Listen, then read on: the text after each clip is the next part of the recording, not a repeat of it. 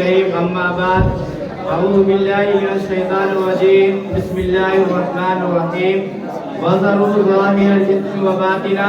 اے میرے بندو چھوڑ دو ان گناہوں کو جو تم ظاہر میں کرتے ہو اور چھوڑ دو ان گناہوں کو جو تم چھپ کر کرتے ہو۔ گناہ کے معنی کیا ہے؟ لغت میں جرم، نافرمانی اور قانون توڑنے کو گناہ کہتے ہیں۔ اصطلاحی شرح میں، شریعت کی زبان میں اللہ رب العزت کے مبارک حکم کو توڑنے اور رسول اللہ صلی اللہ علیہ وسلم کی مبارک سنت چھوڑنے کو گناہ کہتے ہیں۔ گناہ کی دو قسمیں ہیں، ایک چھوٹا گناہ جس کو گناہ صغیرہ کہا جاتا ہے، ایک بڑا گناہ جس کو گناہ کبیرہ کہا جاتا ہے۔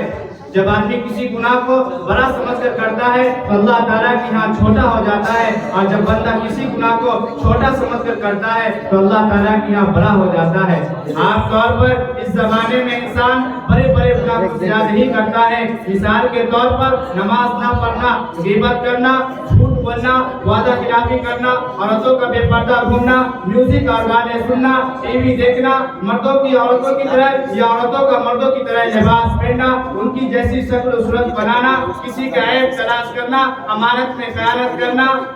شراب پینا، حرام مال کھانا، پڑوسی کو ستانا، اس جیسے جو بھی کام ہو سکتے ہیں یہ سب بڑے گناہ کہلاتے ہیں۔ جو آدمی گناہ کرتا ہے اس کا دنیا میں بھی نقصان ہوتا ہے اور آخرت میں بھی۔ جو آدمی گناہ پر گناہ کرتا ہے اور توبہ نہیں کرتا تو دنیا کی دوسری مخلوق، چرندے، پرندے، درندے، یہاں تک کہ سمندر کی مچھلیاں اور بیلوں میں رہنے والی چونٹیاں بھی اس شخص کے لیے بددعائیں کرتی ہے۔ اور سب سے بڑی محرومی کی بات یہ ہے کہ وہ گناہ کر کر کے رسول اللہ صلی اللہ علیہ وسلم جیسی بابرکت شخصیت کو تکلیف پہنچاتا ہے۔ جو رسول اللہ صلی اللہ علیہ وسلم کو تکلیف پہنچاتا ہے اس کو مرتے وقت کبھی کلمہ نصیب نہیں ہوتا۔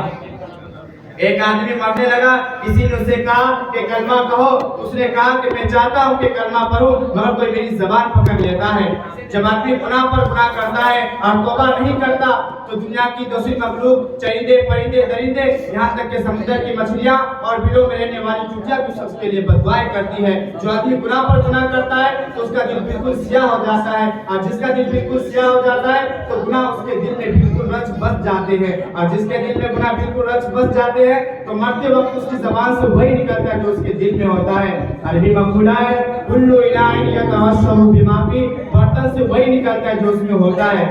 جب آدمی کے دل میں گناہ ہوگا تو مرتے وقت اس کے دل سے گناہی کی باتیں نکلے گی۔ ایک آدمی مرنے لگا، کسی نے اسے کہا کہ کلمہ کہو، اس نے گانا شروع کر دیا۔ ایک آدمی مرتے وقت یہی کہہ رہا تھا کہ شراب کی ایک جام اور پلا دو، شراب کی ایک جام اور پلا دو، اور اسی حالت میں دنیا سے رخصت ہو گیا۔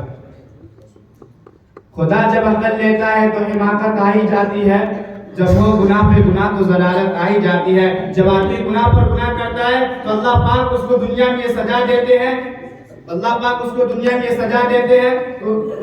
اللہ پاک اس کو دنیا میں یہ سزا دیتے ہیں کہ اس کے دل سے چین و سکون جیسی انمول دولت چھین لیتے ہیں۔ آج دنیا کا ہر انسان دل کا سکون چاہتا ہے، لیکن افسوس کہ آج کا بیوقوف انسان دل کا سکون حاصل کرنے کے لیے ٹی وی دیکھ رہا ہے، گانے سن رہا ہے، ٹینشن فری ہونے کے لیے نیند کی گولیاں کھا رہا ہے، دل کے سکون کے لیے شراب پی رہا ہے،